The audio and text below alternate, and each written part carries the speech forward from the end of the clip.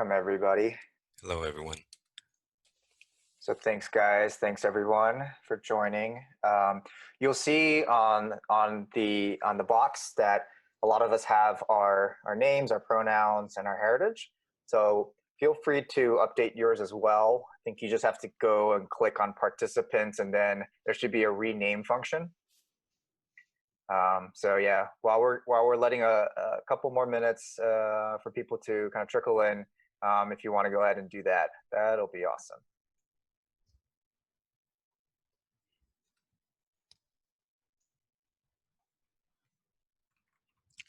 Okay, can everybody hear me? Just a thumbs up if it's good. Okay, awesome. Thank you guys. So thank you all for joining. We have a very special workshop today. 2 weeks ago, we had our first roundtable where we discussed everything that's happening with the recent escalations on police brutality and the Black Lives Matter movement, and just not being able to maybe just avoid this, right? I mean, this is in our faces and everywhere we look, and so we wanted to create space for us to first process this, but also have a time to be educated and learn what anti-racism is and what anti-Blackness is. And so today we have a very special guest, Julman Tolentino. So he received his master's degree in social work from Hunter College. He works for the CUNY School of Labor and Urban Studies here in New York. He's a facilitator, an organizer, a program developer, and his work is grounded in liberation sociology. And he's created so many of these anti-oppression trainings and social justice activities for students, staff, and social service providers for the CUNY School, the American Conference on Diversity, the Asian American Federation, and hi Ju, I see you there, and other organizations and community-based groups. So, Julman has a wealth of experience, and we're really excited that he's here to share that with us. His social justice work began as an organizer in the Filipino community, and I'm sure he'll explain more about that piece. He founded a youth organization in Jersey City in support and solidarity with the Black community. And that's why he's so adamant about the Black Lives Matter for the Filipino community. And he's, continually worked so hard to advance that movement. And the workshop today is specifically catered for the Asian Mental Health Collective community, which we're really, really grateful for. And yeah, thanks again for joining us. Thanks, Eric. And thank you all for being here for this discussion. I did want to share something that I didn't put in my bio, which I don't think Eric knows, right?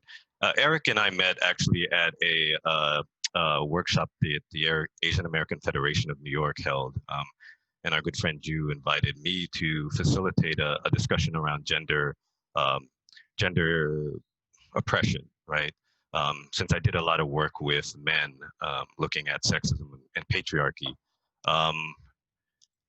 I want to tell you a bit about what influenced that work, right? There was a point, especially since this topic is about mental health, or there's an aspect of mental health that needs to be addressed, right? At one point in my life, I was dealing with depression,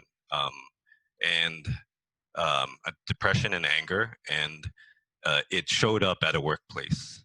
And a result of that, I got myself locked up for a weekend and had to deal with court hearings, right? One day, I'm sitting in the court. I had my white lawyer talking to the white prosecutor who's approaching the white judge, and I realized, wow, how did I get myself into this place, first of all? And I looked around and I saw all these other men of color in the room that also had their white lawyer. The tail end of that story is this: at some point during the court hearings, I saw they brought in 6 Black men in orange jumpsuits and in chains, right? And so not only was that like the start of me to question what I could do for men of color, I started to go on another journey and to explore like deepen my understanding of like the criminalization and the mass incarceration and the institutional violence that has fallen on the Black community, right? Um, and so we're witnessing a sort of rectifying of that now, right? There, with COVID, there's economic violence that has been wrought on the Black and Brown communities, but particularly Black community, you know, and you could see the impact within how many have passed from that. And then with the recent uh, loss of life with George Floyd, um, Ahmaud Arbery, Breonna Taylor, and Tony McDade, right? Um, we need to look at how other institutions sort of perpetuate violence on that community, and so I say that because this isn't an easy discussion, right? But I want to thank you all for coming here to sit with it for a second. And I think before we go, before we move forward, we should take at least 3 deep breaths, right? To actually, if we could close our eyes and note the loss is within the Black community. Yeah, their lives deserve that attention. So I ask you to join me in just taking a few deep breaths for that.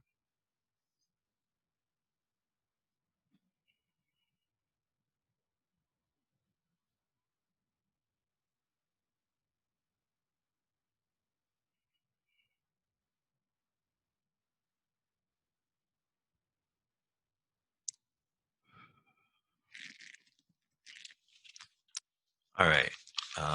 Thank you again. So what I'm going to engage you in is a workshop I've done for the Filipino community. I have not done it specifically for the Asian American community, and not having a focus on mental health. So with that said, I'm just gonna put out there that I'm not an expert in this, right? And I actually know a number of people here that can contribute to this discussion, and so hopefully we can get that to happen. So let's start with, I'm gonna share. Can you start your PowerPoint? Yeah, I'm gonna pull that up now.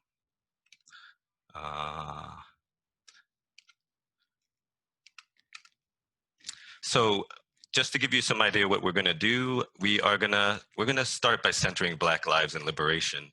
At least that's our intention. We will talk about the impact of anti-Blackness on Asian Americans' mental health as well, emotional health. We'll deepen our understanding of the construct of race in America, right? And how Asian Americans are positioned to support white supremacy. These are important things to, right? You're gonna share some of your own experiences at some point, right? And lastly, we're gonna discuss actions to fully support the movement for Black lives and liberation, right? So we're gonna move from our feelings towards actions, right? And I think it's necessary because sometimes our feelings get in the way of us actually acting, right? So with that, I wanted to know if you would be, oh, wait, I forgot this, right? And I want to thank my partner, Lisa, who's on this, in this meeting, right? She provided me a resource which talks about 2 things we must do, right? So if we just boiled it down to 2 things we should do, right? One is to confront anti-Black racism in ourselves, our families, and our communities, right? You being here sort of is an opportunity to do the first, right? And then the second, what we'll try to work towards is we must identify and address the root causes of systemic racism.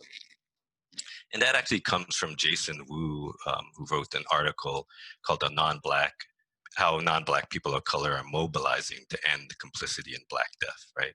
You can find that in Truth Out, but we'll provide you a bibliography, right? So with that, I was wondering if you could share what you've been feeling during this time, right? This is let's see, how many people are in this group, Jed? or Eric? At 51 people. Wow, that's a big group.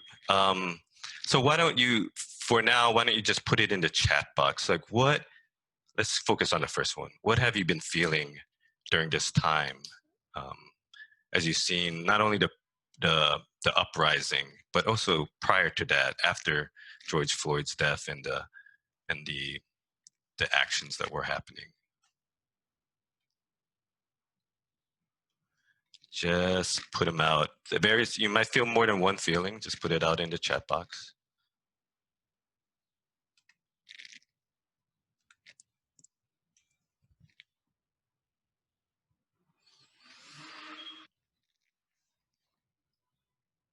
All right, thank you. So let's take some of these. Does anybody want to tell me what? Okay, we have exhausted, sadness, powerlessness, right? Anger, appalled, overwhelmed, right? Frustration. What else? Hopefulness, inspiration, right? So let's take a few, if you would be willing. Would someone tell me why sadness? Why is sadness coming up for you?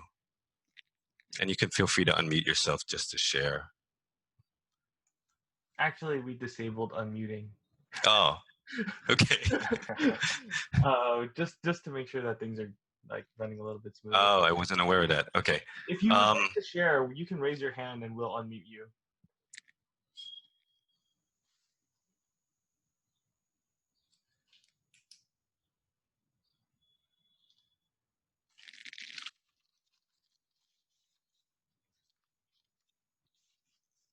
And if you don't know how to raise your hand, you go to the participants, and then you can. There's a button to raise your hand.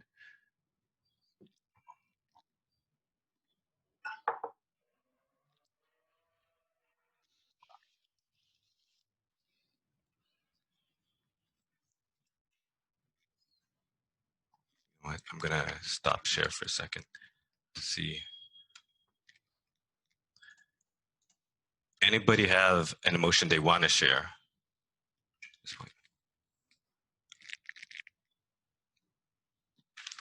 Raise your hand. I think Susie has her hand raised, so I'm going to unmute her.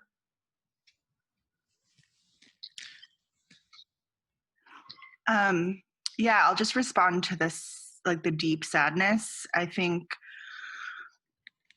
part of it was just immediate emotional impact of, for me, I chose to watch the video. I'm just witnessing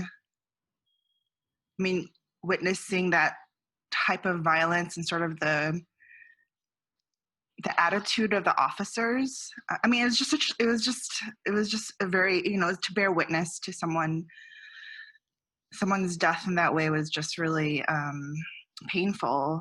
And then on an intellectual level, just like in a mental level, just knowing the history of this country and knowing that this is not a one-time event and that it happens. I mean, as we've seen, it was happening and it continues to happen. And so, but just sort of a lot of it was the attitude of the officers who was just so like understanding like the power that they held and,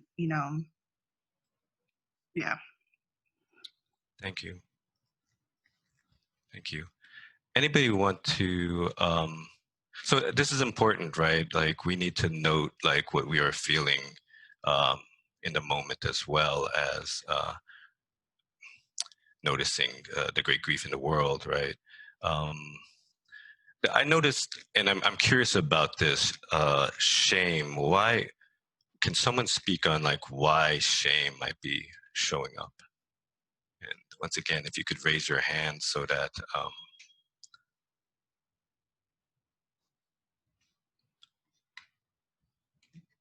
Eric could let you in. So Maria, could we allow Maria to? Maria, yes. Yeah. Hi, everyone. So a little bit about myself. I work in higher ed, and I actually advise a few of the Asian and Asian American student groups. And one of the things we've talked about is solidarity among the communities of color. So I too made the decision to watch that video, and watching all that and then seeing that one Asian officer, I just was like, no, I can't. It just hit me. I'm like, why? Why you? Why would you be doing this? Why are you not doing anything? Why aren't you stopping this?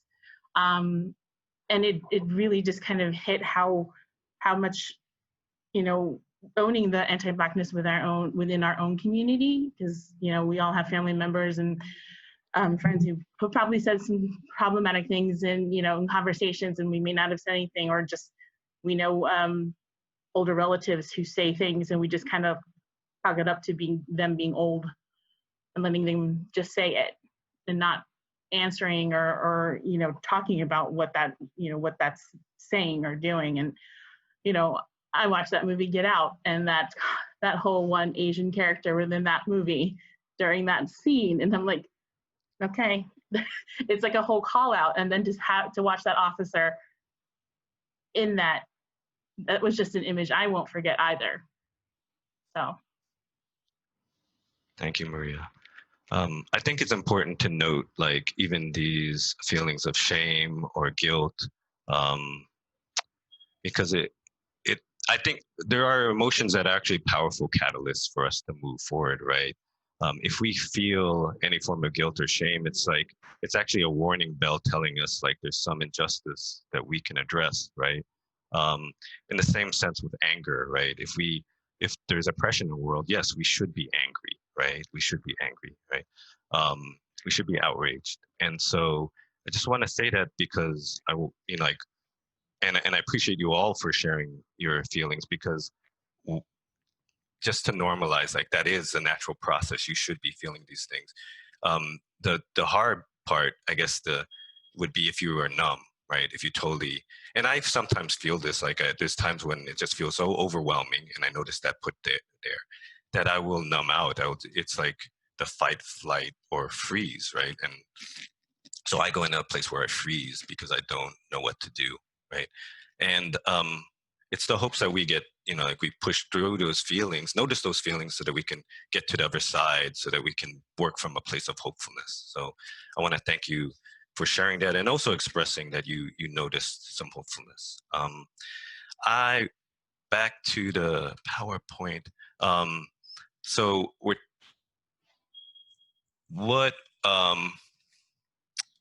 always goes back to the beginning, right? So you stated what you're feeling. I just want to bring up some. Oh, can you all see that? Yeah. Not yet. Okay. Yes, share it first. So. Okay, we see it now. Yeah. Getting it all worked out, right? So I put in this image right here because I wanted to share this idea that Beverly Daniel Tatum shares about the idea of smog in the air, right? Racism and all the oppressions are just, they're like cultural smog in the air, and we breathe them in, right? We breathe them in, and then we breathe them back out into the world. So I say this because you are not to blame for, you shouldn't have to feel guilty about that. You didn't create racism or any of these oppressions, but we do internalize them, right? And so there isn't a responsibility for us to address them so that we're not continuing to perpetuate them, right? So some concepts to ground us on, right? All right. Now, one thing, just a brief history lesson, right? It's important to understand like where we're positioned in America, and even the construct of race, like what does that mean, right? So what the start of this country is 1700s, there were indentured servants, right? The indentured servants were actually Black and white. They were European and African heritage, right? At some point, and let me back up. And they lived together, they married each other, they revolted against their masters together, they ran away with each other, right? But the masters kind of got wise and decided, because they would cooperate in rebellion, that they needed to figure out how to separate them, right? Reading this quote, does anybody want to give a try to figure out what did you mean by teach whites the values of whiteness? You could raise your hand. Eric will let you. Anybody want to try to attempt to, what does it mean? What were whites teaching about whiteness?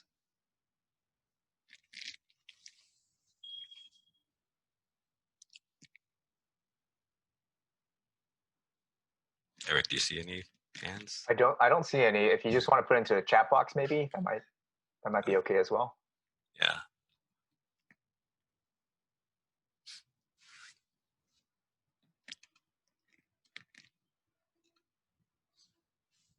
That they were better, right? Whiteness is the property of freedom. Yeah. Color itself is seen as good, right? Yes, okay. Racial superiority, entitlement to resources. Whiteness is racial superiority, right? So, yes, thank you, Susie, right? Okay, so what was happening, right, is that both Black and white people were uniting because they were oppressed and they were going up against the ruling elite, right?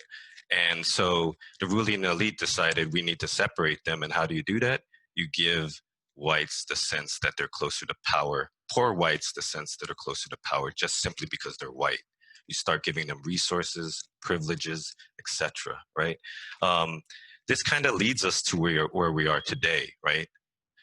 They become a buffer for the elite, right?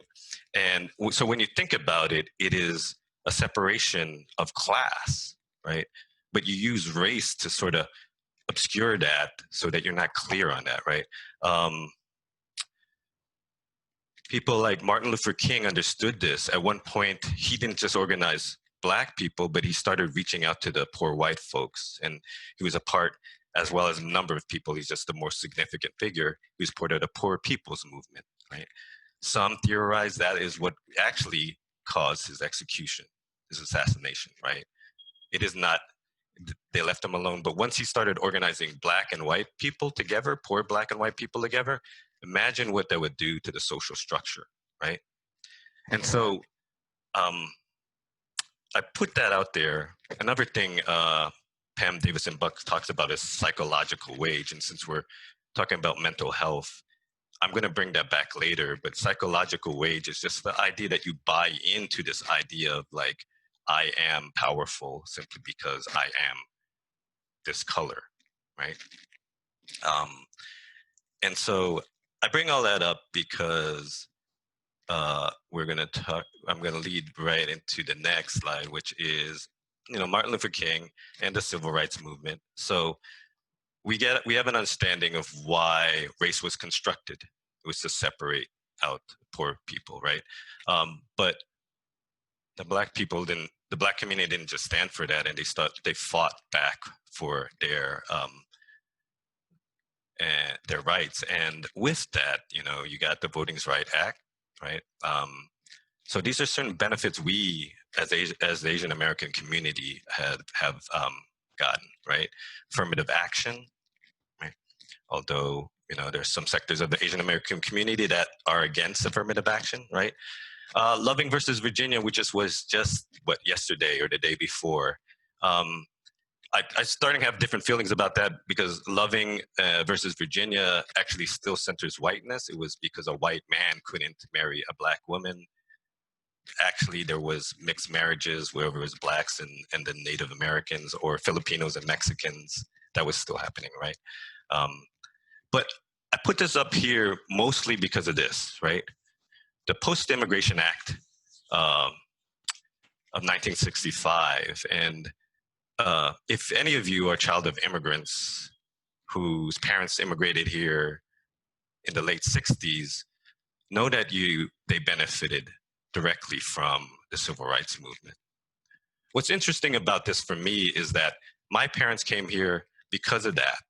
That opened up the door for them, but they don't necessarily know that the civil rights movement actually helped open that door, right? So they come here after a community struggle, but then they're also not given the history of that struggle, right?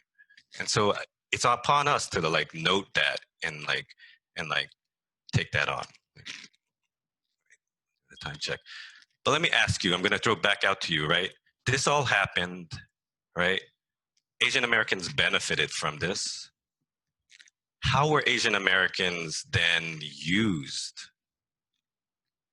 against this or positioned around this? You can throw it into your chat box if you want. Yes, Stephen, you got it. The model minority myth, right? So the model minority myth is considered a racial wedge. Yes, Eugene just went straight to it, as a wedge. Okay, so what do you mean by a wedge? How is a wedge? That's the image. Okay, we accept secondary acceptance. What else? What is the wedge between, obviously?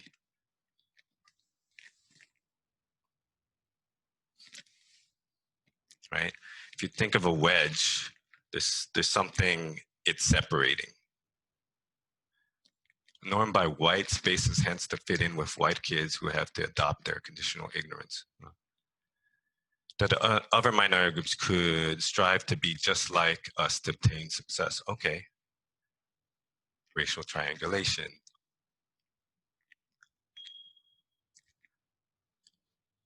Oh, you all coming through really quickly.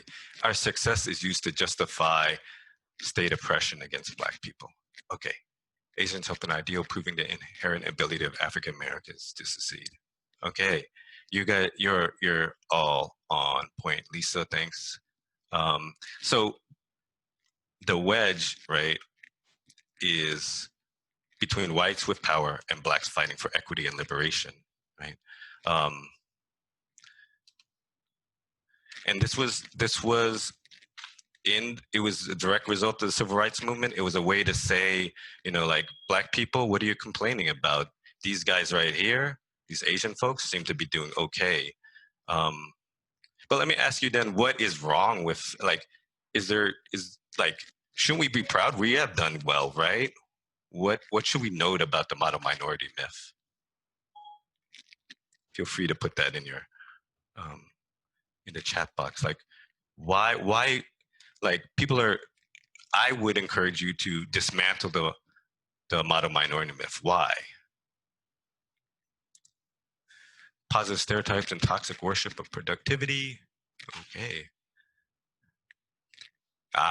It ignores the different immigration histories, context of each group. Right. There's deeper stories and experiences that this doesn't cover, right? What else? Disparity between wealth, education, etc. Erases the heterogeneity of Asian Americans, right?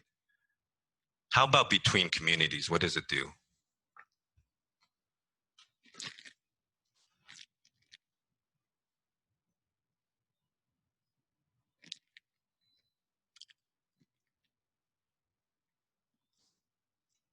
Okay. It pits us against each other, right? Okay. Thank you. Right. So exactly what you said. Within our community, right, it renders our history, experiences, struggles invisible, right? It fosters Asian American racism towards the Black community. So it actually affects us in a way that we look at the Black community. We also adopt certain stereotypes of the Black community because they haven't succeeded in a way like that we would imagine, right? It creates good immigrants and bad immigrants. So not even just the Black community, but thinking about like those who succeed must be good immigrants, while those who don't are bad, right? It doesn't consider also their history, experiences, and struggle. Right? And then it erases shared histories of oppression. Right? And lastly, as you already have stated, right, it's used as a tool to deny racial justice and to continue anti-Blackness by stating that Black community has no reason to complain about their situation in society. All right, so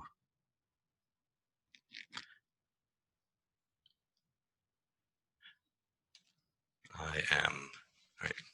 So I wanted to talk about, right, the model minority myth needs stereotypes in order to have some power, right? I wanted to introduce this, what's called the cycle of oppression, real quickly, right? Let's see. What could someone tell me in the chat box? So if we take stereotype as a thought, right? And I'm going to provide an example, and hopefully my partner doesn't take it the wrong way. But like her dad, my partner's Chinese American, right? Her dad is Chinese. He's very straightforward and willing to offer his opinion, right? And so a stereotype I could draw about Chinese Americans is they're blunt, right? There's actually no value attached to that, I want to say, right? I'm just saying they're blunt, right? Not that is a negative or a positive thing, right? But what happens if a stereotype, and I apply that to everyone that's considered a stereotype, every Chinese person. But what happens if I then attach a value to that, right? I then hold an opinion. I say, like, Lisa's father, I actually like him because he's so truthful, right? Now, what is that called?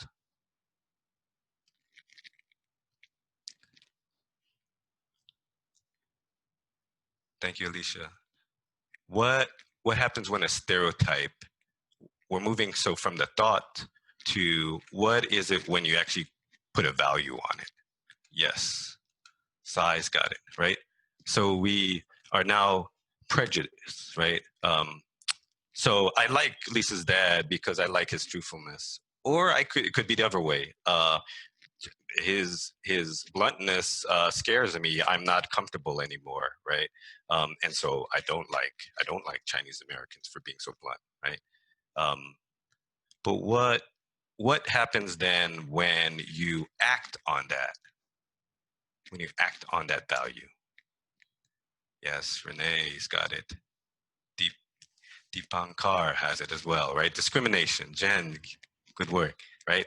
So when we act on our prejudices, it becomes discrimination, right? What about when it becomes embedded in institutions or held by large groups when they act on this? Racism, systemic racism in particular, right? Internalized oppression, right? So this is the cycle of oppression, right? Could you give me, so I did one for Chinese Americans. I hope I didn't offend anyone in that. It was just an example. But could you give me one for African Americans? And don't worry about, this is just an example, but what would be a stereotype that you hear out in the world, not necessarily that you hold on to?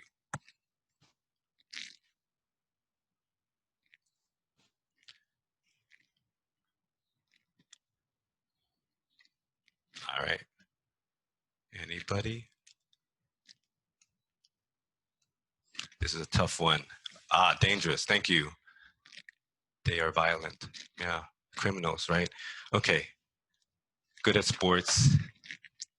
Eating fried chicken. Right. All right. So the obvious one that we hear is that they're criminals, right? They're violent, right? And so if we take it through the cycle, Black people are violent. I don't want to be near Black people because they scare me. I am not going to live in a Black neighborhood. I am going to support the cops to protect me, right? So it moves from a thought to a value to an action, right? Institutional oppression. I will vote for candidates that are tough on crime, right? That I will support, I'll pay my taxes, which support the police force, right? And so, yes, funding of the police, right? Thank you. You are right there with me, right? So this is a way we perpetuate the cycle, right? And then like another institution, the media gives us messages that say Black people are criminals, and then it goes around in circles, right? What's important to why is this important is because any place we want, if we choose, we can actually like disrupt this cycle. We can choose to work on values, right? And say, like, we're gonna talk about like ways we can do this, but if we address values, we can help end this cycle. If we address institutional oppression, we can end the cycle. The problem is we are set into this cycle. We're put into this cycle, and we're set to spin around in it, and that is the result of right economic, political, and social self-interest. Right. This was inspired by Ibrahim X's work called "Stamped from the Beginning." He talks about like economic, political, social self-interest of the elite is what they're trying to protect it. They're pitting people against each other, right? Just as the indentured servants were put against each other, we are put against each other, and this is the cycle that helps us keep us against each other, right? So, all right, this is the portion where we actually wanted to get to for you, right? Those are just framework, but we wanted to give you an opportunity to actually share where you might have internalized some of those values, right? And so we're going to ask you to break out into groups. The first thing within your groups, you're going to answer the question of what is an early experience you had of anti-Asian racism, right? In the second group, in the second part of the group, you'll ask yourself, what is an early experience you had of anti-Blackness, right? With both of those, try to share quickly, and then talk about a feeling you might have felt at that time, right? So I'll give you an example. When I was in, my sister, that's great that she's here.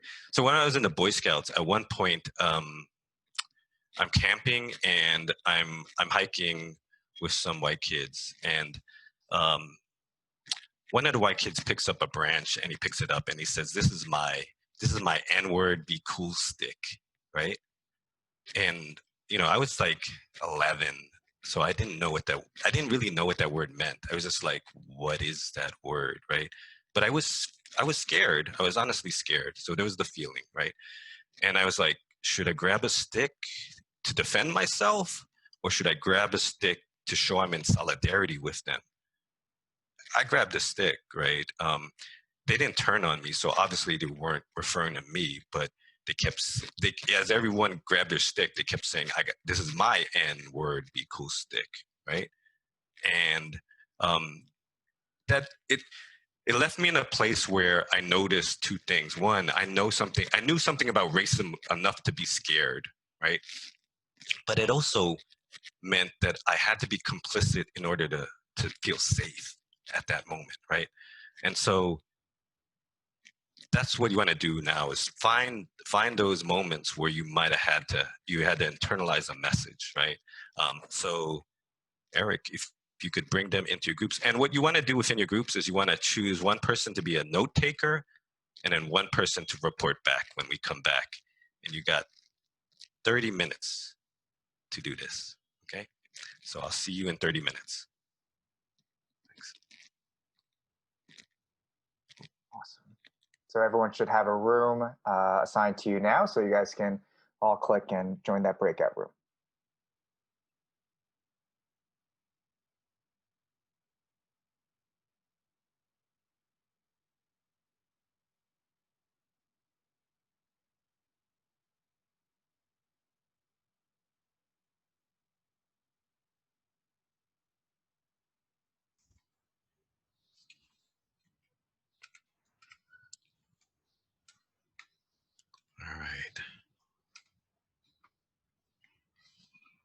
All right, I think we're back, Julman.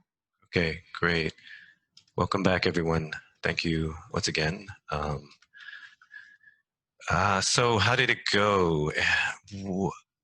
Tell me what, I guess those who were reporting back, what are some feelings that came up around these experiences? Let's take the first one. Like, what are the feelings when you were, you had anti-Asian racism coming towards you? And thank you for the compliment. I can jump in for my group. Oh, good. Okay, Yeah. but yeah, no, I think one of the things that resonated with a lot of folks in my group, and once again, sorry, group for our conversation having to get cut short, but it's definitely some interesting places. But it's very subtle. A lot of times, at least for the most part, we've heard like just folks saying things quietly on the street, never as direct, and a lot of it has to do with the fact that I think Asians are very perceived as diminutive and very like, oh, they won't react, or they won't, so like just more easily targeted. But yeah, I think that was like a hallmark of, I mean, there was also instances of more overt, especially nowadays, but I think that was one of the things where it was mentioned that it was a lot more subtle, quiet comments, like just saying ni hao to someone on the street, or just go things like that, or calling people short rounds or things like that. So Yeah, Christian brings up a good example of how Asian Americans are also often looked down as a safe people of color, right? So it's like you can make a comment and they probably won't act out in violence towards you, right? But also like other ways where it might almost look positive, right? Someone might approach me to get directions on the subway, but they might not approach someone else because they assume he's violent or a criminal, right? And so that's something we can unpack, and also look how that still supports like anti-Black racism, right? What about other groups? I can go for my group. Yeah. There was a kind of a mutual sense of frustration with the things that we were experiencing. And one thing that did get brought up was the fact that as Asians, for some groups out there, we aren't really considered people of color. Mm-hmm. So when asked about representation, when asked about, how we fit into the conversation about race, because of the feelings of being that model minority, or having this almost like equal or something other slightly below whiteness, we aren't stakeholders in the conversation. And we get a lot of, racism and microaggression type of things from other people of color, and that's really frustrating and disheartening. Thank you, Leva. I'm going to touch on that a little later. I appreciate what you brought in. I saw Jen's hand up. Jen, did you want to report, or is there another group ready that want to share some of the feelings that came up? Yeah. I can. Oh, sorry. Go ahead. Sorry, I think they now unmuted me. So in my group, we talked a little bit about ways in which, as a young kid, we can reflect back on how our own internalized racism showed up, in terms of someone shared about the way they drew themselves looking blonde or like a white person, even though their whole environment was largely Asian. Another person talked about teacher sanctioned racist comments, like good intentioned, or whether they're joking or having a difficulty pronouncing your name, and sort of this idea of wanting to be almost race neutral, or not wanting to be looked at a certain way or stand out because of our Asianness, and a lot of messages through our parents around poor equals Black, or Black equals unsafe, the part of the neighborhood you don't want to go to, kind of thing. Thank you, Jen. I'm just going to take more answers from groups, and then I'm going to touch on some of those. Thank you. Yes, Susie? So our group, we had different themes come up. Some of them were around being used or objectified or manipulated somehow, like being tokenized essentially.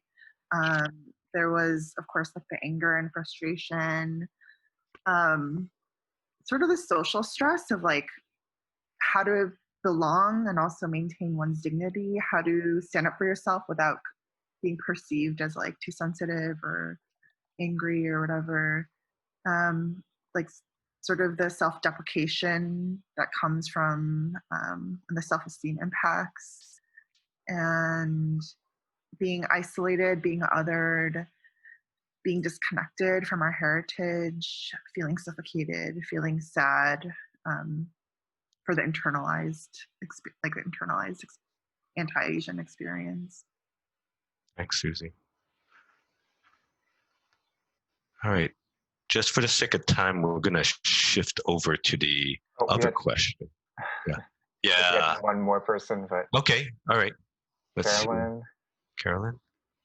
Oh, yeah. Thanks, Eric. I feel like, sorry. I feel bad now.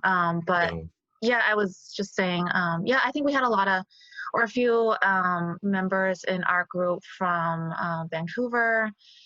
And they were just talking about how, because there's so many people, you know, British Columbians that were from Britain, and I think, you know, they had like definitely kind of just different values, like Victorian values. They talk about like propriety, and kind of just, you know, having the experience of being maybe one of the few people of color in their surroundings. I think that was a very like isolating experience for them, and you kind of feel the word gaslighting came up, and I know that like mostly refers to like narcissistic relationships, but I think it can also kind of like when you're like the only person and you don't really have somebody like validating you and telling you like, oh, you know, that person crossed the line, and you know, it makes you kind of question yourself and wonder if you're being too sensitive. And then there were some more overt acts of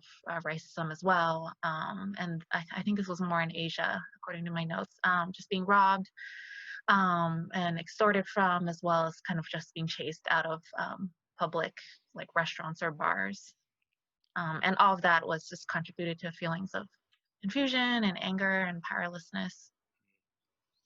Thank you, Carolyn. And just not wanting to say anything to fit in to survive. Makes sense. Thank you. All right. Could we take a few, maybe 2 or 3 groups to answer the feelings around when they witnessed anti-Blackness?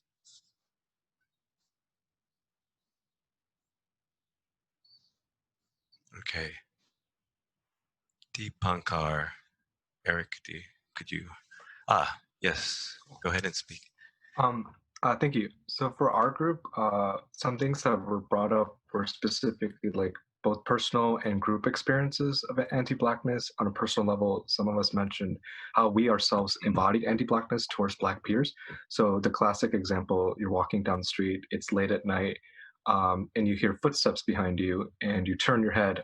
Already and subconsciously, you are priming that person to be Black, because you were taught that that people who jump out at night or are any way affiliated with crime are Black in nature.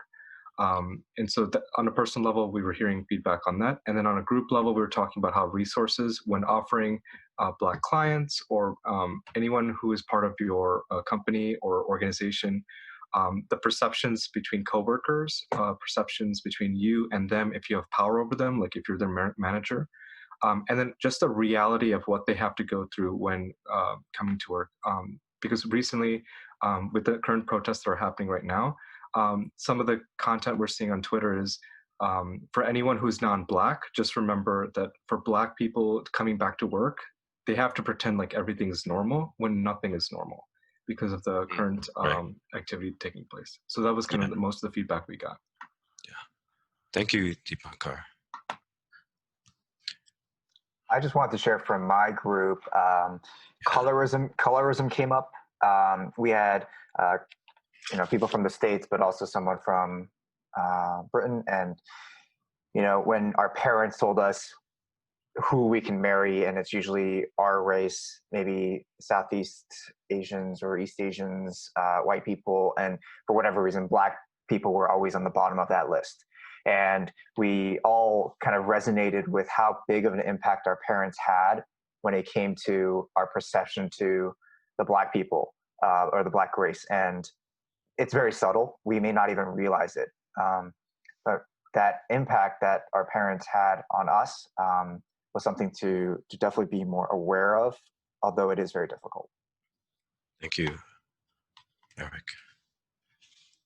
And one more group.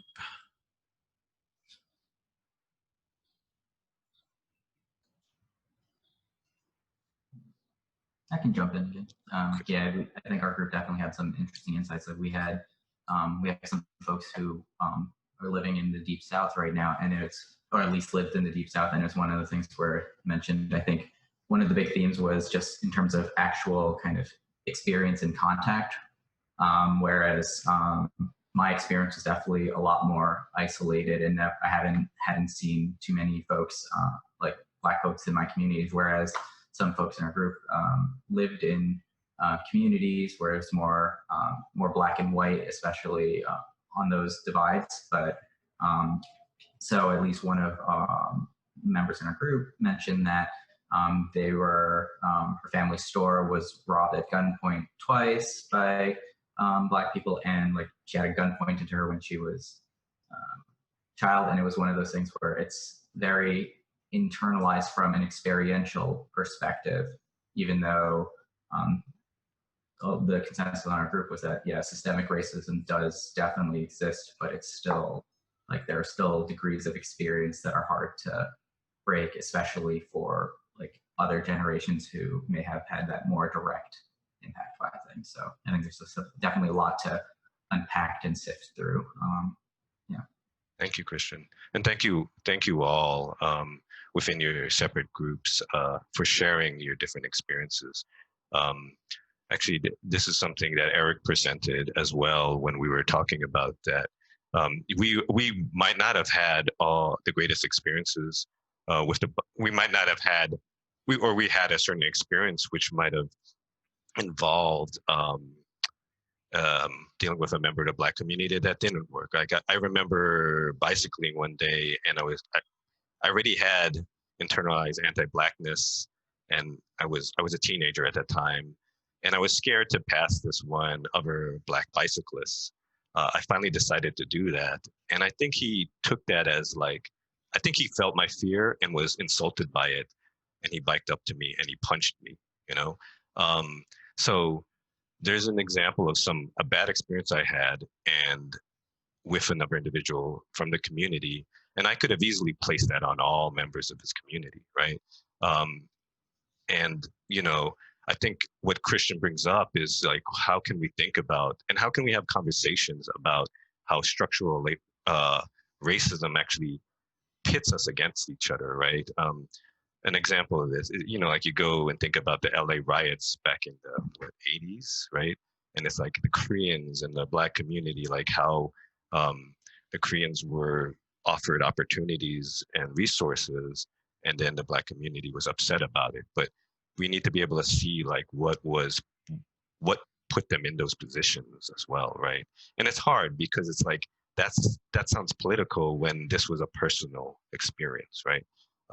But the more we can draw that out, maybe the easier it can help with the explanation. The other things I noticed, and I appreciate what you brought up, right? Like Eric brings up colorism and our parents helping instill some of that.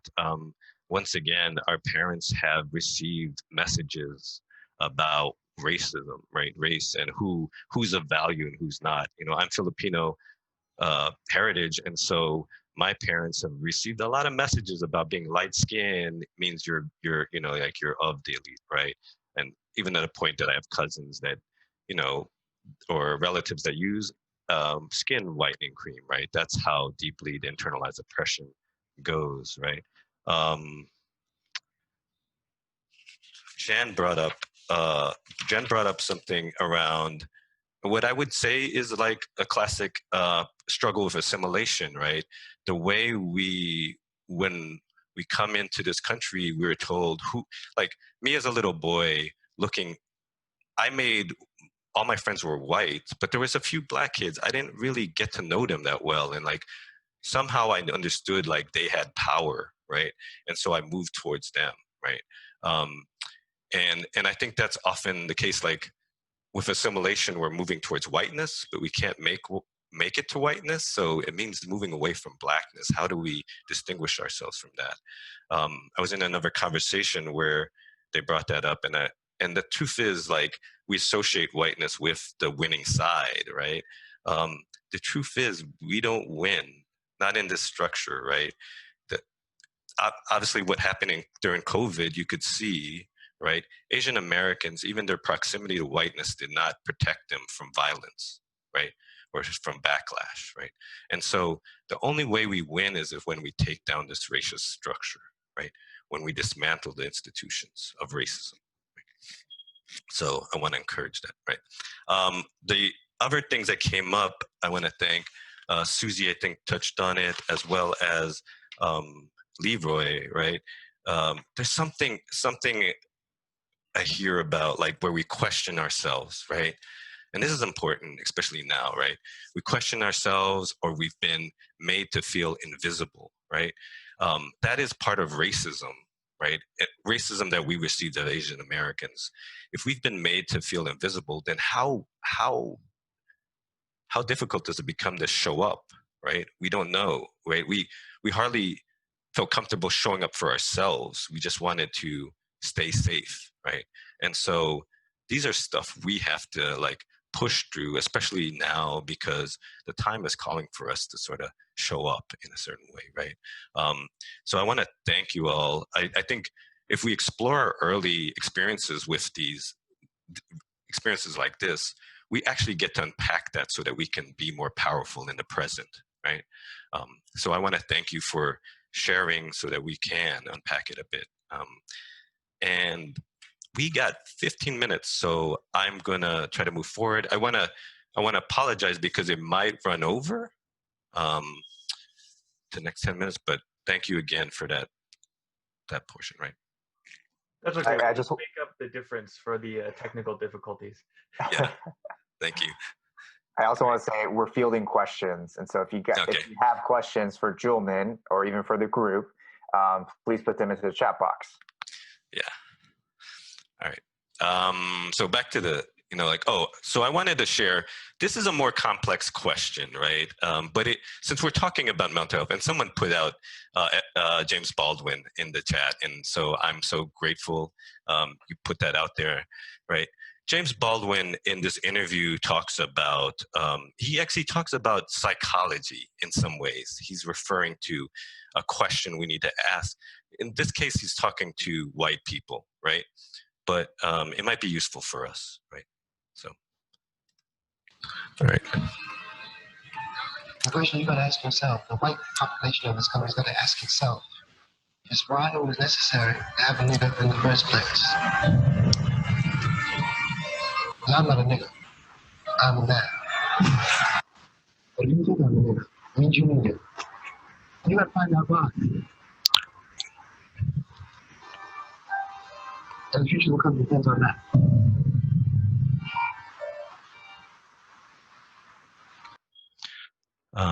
Yeah, if you haven't watched that video yet, you should take time to. So, and this isn't a question I'm going to ask you to answer, but it is a question we might want to consider as Asians in America, right? Asian Americans.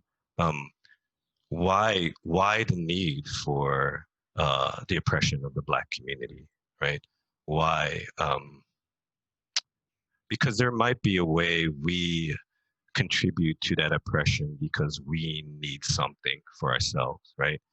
Obviously, he's speaking to the white people, but we also benefit from anti-Blackness, right? And we need to recognize that. We need to see that if we want to unearth it and uproot it, right? Okay, so there's a few more slides. I just moved away. And it might touch on this. So let's see. So one, wait, we already did that. This is the quote, but I'll provide it in the bibliography, right? Or at least the video, right? So how anti-Blackness and anti-Asian racism uphold white supremacy? We already talked about the model minority myth. So that kind of ties into how white supremacy benefits from making us an example, right? But it also renders us invisible, right? But anti-Blackness, right, is, as Scott Nakagawa, a friend of mine, he puts out, anti-Black racism is a fulcrum of white supremacy. What do you think he means by that? Does anybody want to put in their chat? What do you think he means by a fulcrum of white supremacy? Where is my chat box? All right.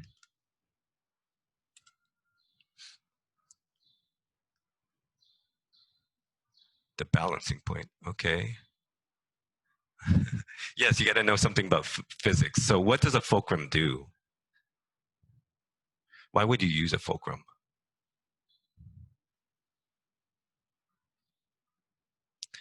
So imagine like pivot point, okay, a lever, things, right?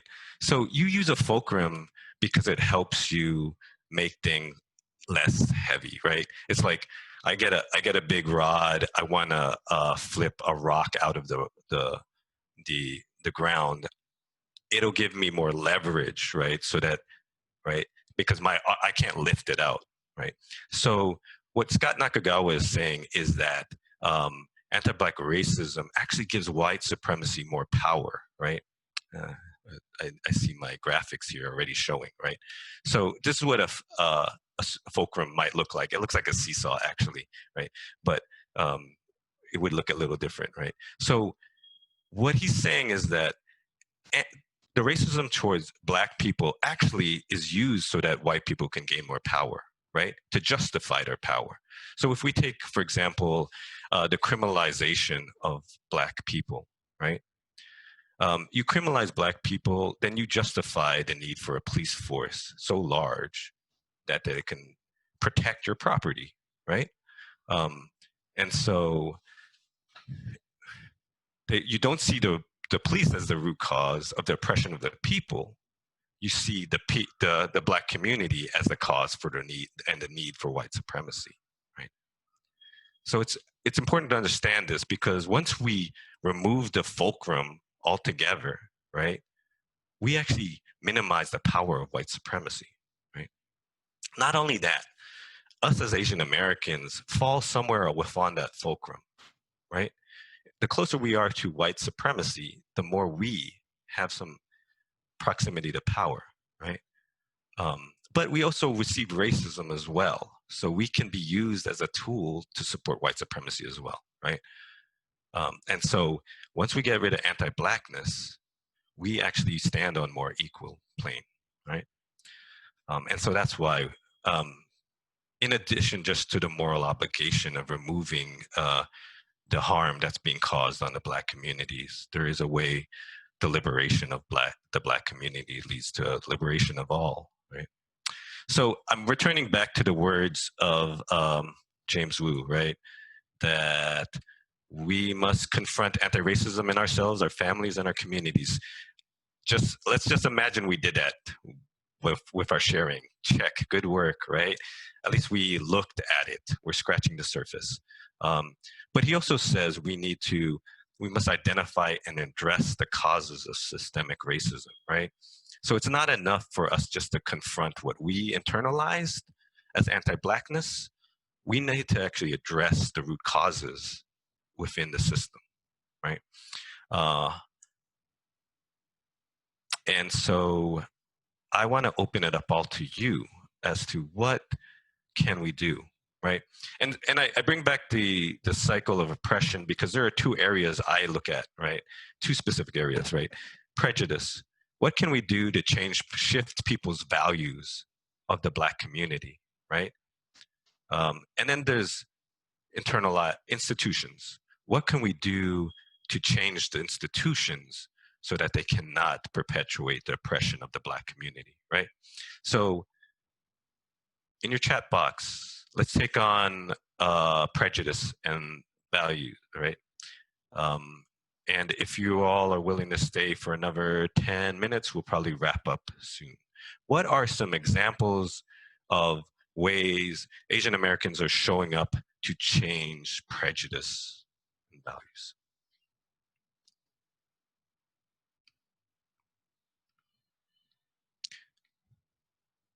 Okay, confronting stereotypes when exhibited, talking about it more, educate the community, great.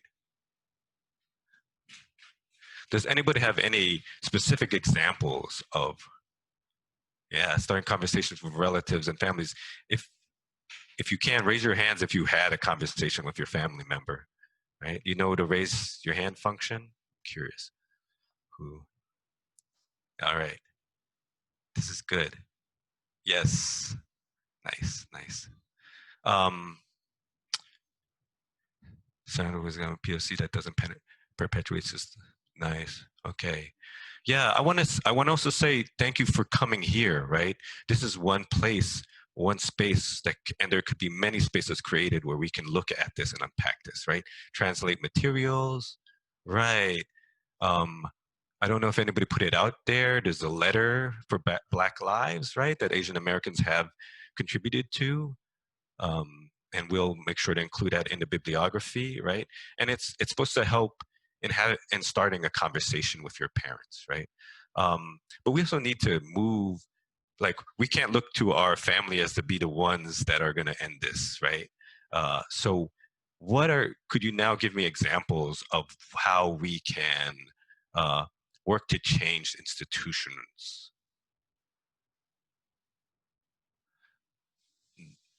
So that they no longer perpetuate systemic anti-Blackness.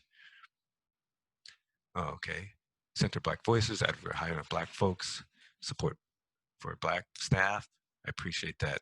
I myself am, I've requested from my bosses to give, and you know, I say one of my friends here helped me inspire me because we were in a dialogue about how to support Black staff, and I've put forward a request for, you know, paid time off. I think Leroy mentioned like we were not noticing how our Black staffers are actually carrying a large burden as they're also continuing their work, right? So what else? Improve civil education in schools and direct massive fundings, yes, to minority communities, great, right? So one of the movements that I would encourage you to consider is to defund the police movement, right? Think about how much money is going towards this institution and yet being robbed or taken away from valuable services that can be, that can help support development of the Black community, whether that's in education, health, social services, right? Great, great. Yes, these are great. More funding, right there. More funding to public education, school board policies, right? Okay. Thank you. And we're going to be, Jed, I'm assuming we can document all these, right? And share back out to folks, right? Yeah, cool. There, Katie, thank you for that. And Reza, right? Spheres of thinking about our spheres of influence, who we can motivate into supporting. In fact, I'm going to move on to the last slide. So returning to James Wu's words, and we're going to include this in the bibliography. He actually puts out some things which you already seem to know, which you're already touching on, right? So address our relationship to Black liberation in ways that build cross-racial solidarity and support Black movements. So that means like supporting Black leaders, right? Let's see, what else? Into my notes. But and that could be anything from showing up at rallies when they call for it, contacting an elected official regarding and you know, speaking about specific demands that the Black community or Black-led organizations have put forward, right? Donating money to a racial justice organization, right? Mutual aid fund or bail fund for protesters. So those are ways we can show up and show solidarity, right? The other is what I just mentioned. You invest and divest. So it's not, you know, the call isn't just to remove funding from the police force. It is to move that money towards the education, health, and safety of Black people, right? Too much has already been, unfortunately, not enough resources are provided there. And so how do we bring resources there? And last, which I heard within, I believe, Reza's comment, is like, organize our communities with the intention of mobilizing more people into the movement, right? I'm hoping like this presentation is, I mean, I'm certain you are all ready to like contribute in some way, but our contributions have to move also past this discussion, right? We need to figure out how we can actually mobilize and dismantle some of these institutions, right? Lastly, wait. Well, I'll just end with this, right? Our liberation. So Lilla Watson, right? An indigenous woman from Australia, put this out. And if you come to help me, you're wasting your time. But if you come because your liberation is bound up with mine, then let us work together. I put that out there because our liberation is, I mean, we should be moving anyway because it is an injustice that's falling, and one community is taking the brunt of this in violent ways. But also note that our liberation is tied to this as well, right? So thank you everyone for being here. I am open to any questions. I will stop sharing. If Eric, if you've seen any, or if you want to unmute folks. But it is also time. So if you want to stick around and ask questions, it'd be great to hear your voices in some form. Or if you don't, that's okay. Thank you once again for joining.